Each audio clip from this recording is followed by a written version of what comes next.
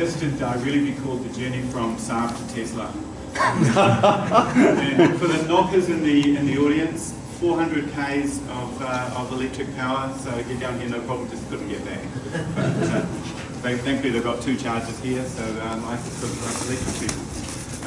I'm going to talk really quickly just about some of the changes, some things that have happened in time since Dave and I have been doing this. A couple of examples. One at bank, idea of getting all the balances together, really hard, balances with 1 L, together into one spot, actually really hard for a bank. Talk about just basically hours on SQL Server, could only do it once a month, move it onto in this case, Cloudera, and get it done. They can run that now, they're now reporting every night or every day as opposed to every month. Sensors. The changing things, and Dave mentioned on this as well. So this is one of our customers, Volvo, that have basically just changed the game to be about now service and uptime and delivery, and how long a truck can be on a road as opposed to spare parts. Use of that through sensors coming into Data Vault and advanced analytics. And the old school sort of stuff, just a story I wanted to tell on you don't always need technology. A friend of mine runs coffee bars. He wanted to figure out whether or not he should open a new coffee bar. How did he figure out competition? He went and looked at the amount of milk being delivered to the other coffee bars in the area. So there's a lot of technologies, a lot of old school thinking in this as well that we're still not taking advantage of. And again, Dave mentioned that on saying, you know, some of the basics are still not there for our customers, and some of the answers are very, very simple. What's the same? What are we still doing? Good projects still have clear business benefits, engaged business owners, and data engagement. That hasn't changed. The basics are still there. You can't get away from that. What's different is from the days that we were doing, from when we were doing these things, when we started almost 20 years ago, Dave. Scary. You're getting old, Michael. Different audiences now. We now go to lots of different people within the organisations, different approaches, the technologies are different. I have to explain this photograph here. It's 2 people standing together. If you haven't got that, I did this in Australia, and I was like, well, why are you showing this picture?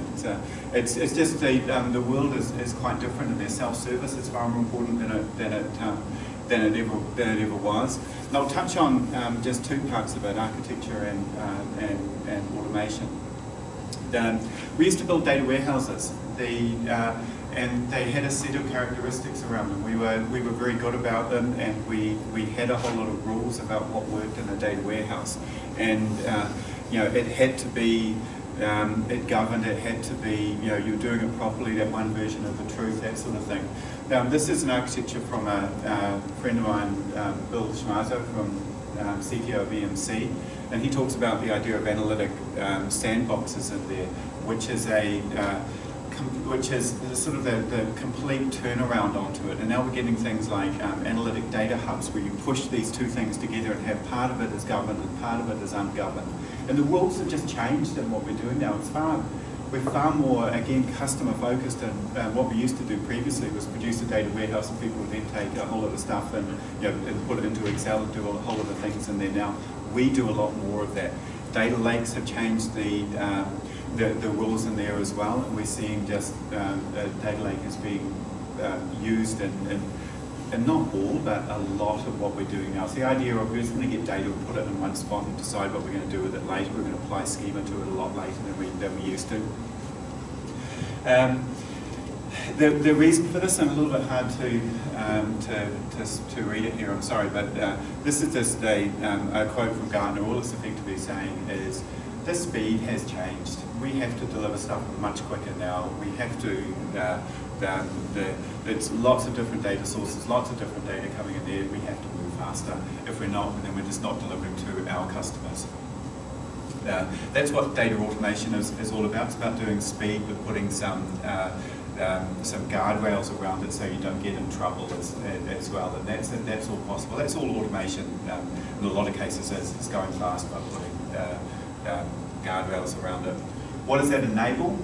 It enables the old days of measure twice and cut once. We'll forget about that. If wood is essentially free and there's no downside in making a mistake, you can try stuff. You can experiment a lot more. Like the 80s song, you can get knocked down and get up again, and that's okay. You can fail. You can fail off. You can put stuff in front of people and say, I don't think it's right, but have a look at it. That's all enabled these days. That's what BI is about these days. That's what information is about these days. Still the governed stuff and still stuff that you want to put lots of boundaries around, but enabling a lot more experimentation as well. A couple of examples, just want to chuck up there. Actually, there's only one example that's made it through onto this slide. The money laundering, AI-based money laundering that Bank of New Zealand's doing. Around here, they didn't even plan it when they did their big data environment. This is Cloudera, SQL Server and Cloudera. Didn't even plan to do AI, but because they had automation software in there, they're then able to take something and repurpose it very, very quickly and take advantage of this and get some real other benefits out of it because they can move quickly. Speed is sort of everything. So, next big things. Cloud's still underutilised in BI especially. It's still not there. When you add data lakes and into it, it starts to become a lot more interesting. It's really the quickest and easiest way to start stuff off. Big data as well, now being used correctly as an adjunct to what you're doing. Not we're trying to replace everything with big data, but just have it in your toolkit. That idea of experimentation and risk-taking that you get through the automation is coming on board.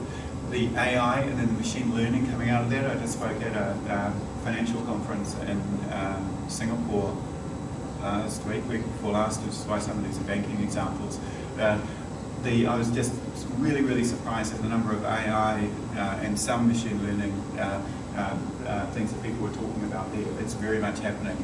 And streaming, data coming through. Streaming is like having data in high definition and seeing colour for the first time, as opposed to the sort of black and white view we get of batch-oriented data of, oh look, it's come around here, look at this report, when it's just coming at you the whole time, changing the way we're viewing data as well. Again, not for everything, but certainly part of what we'd expect to see in a modern Tesla-driven electric world. Thank you. That sort of got us on there. I know that some of you guys have to go at sort of 9, so I just thought quickly if there's any questions for